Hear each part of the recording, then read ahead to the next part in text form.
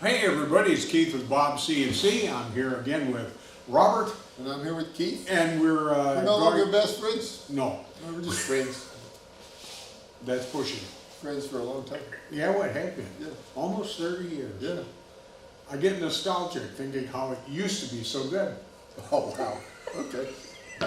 Anyway, today we're going to talk about controllers, which I need a controller. You do? Yeah. Yeah. Because I'm pretty much out of it. You're out of control. We're going to talk about USBs. Sits in his office all day out of control. Yes. But I have a door, and I keep it shut so nobody knows. Okay. You want to talk about some stuff there, Bob? No. Okay. No, I don't want to talk about you being out of control. Oh. Maybe you should get some counseling. USB and parallel Oh, ports. that kind of control. Yes. Okay, yeah. So, when you're looking for a CNC, it's going to have a controller type. Right.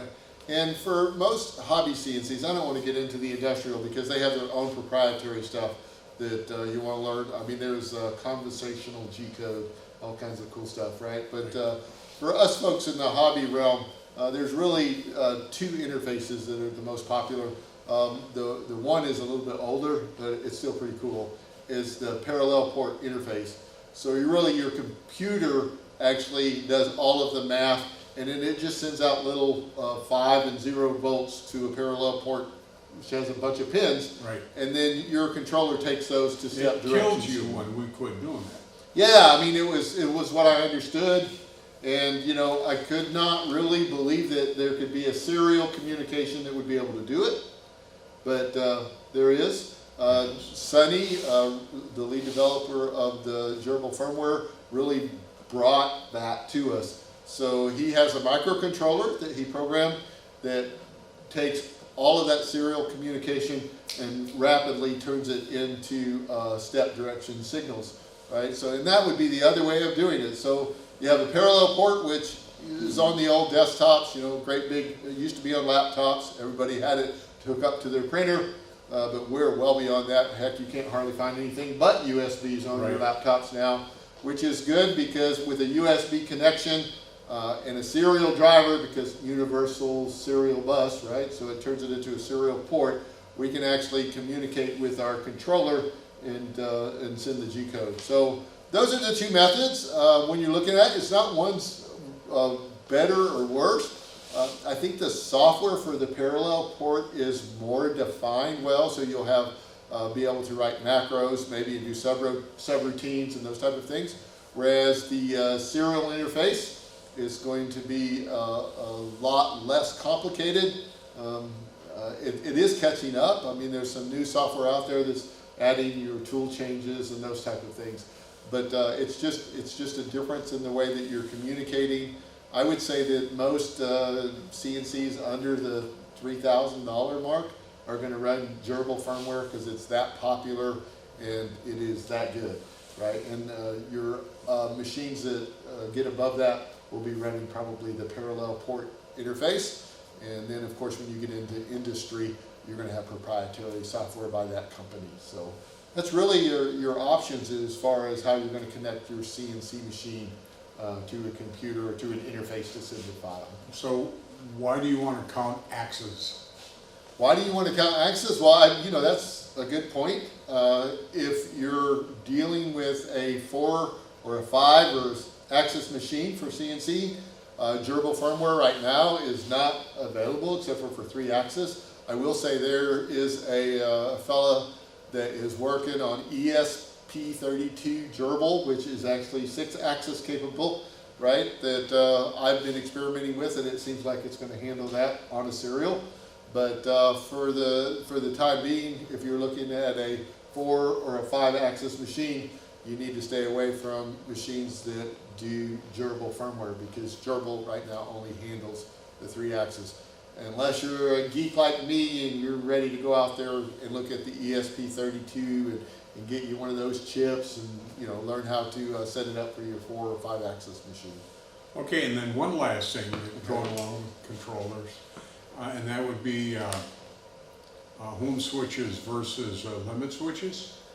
Yeah, I mean that's not really the interface. That's how your machine acts.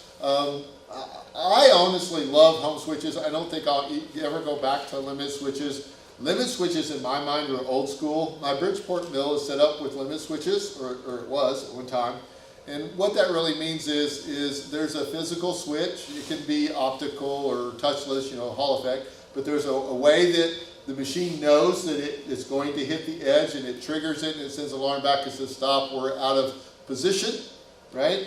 And that's the old school. The bad thing about limit switches is they're active during the whole time the machine's running. So if you have electrical noise, which on the Bridgeport even, if I was getting some chatter while I was trying to hog down something, I could make that mechanical switch trigger, and then, you know, it would stop, right? Which it was okay. So, you know, what was it doing? Whereas the other system, no limit switches, but you just have home switches.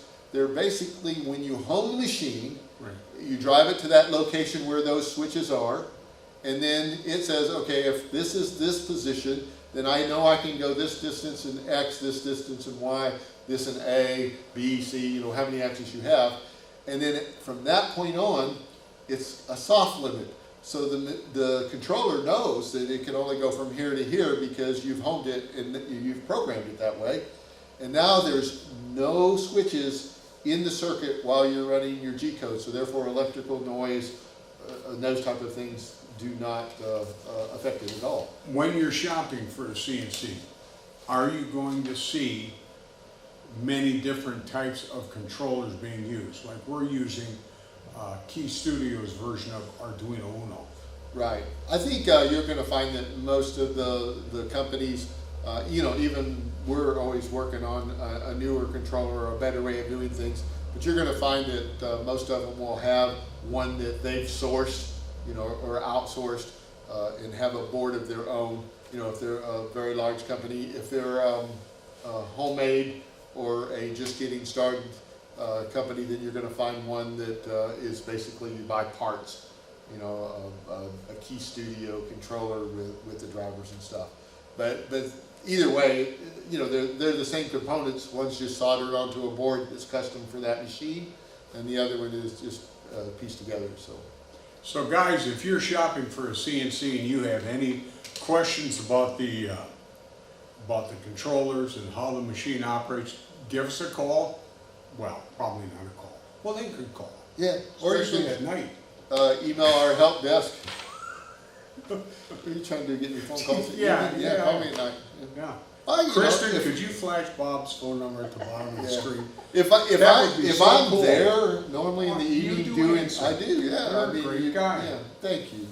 Does that mean we're best friends No, again? I'm being Oh, sarcastic. okay. But anyway, I didn't even you- notice. That's pretty sad. Yeah, I know. You All can right. get a hold of us at the help desk, and also at shoptalk@bobcnc.com. When he says get a hold of us, he means We'll me. see you He's next not time. gonna answer. Thanks, guys.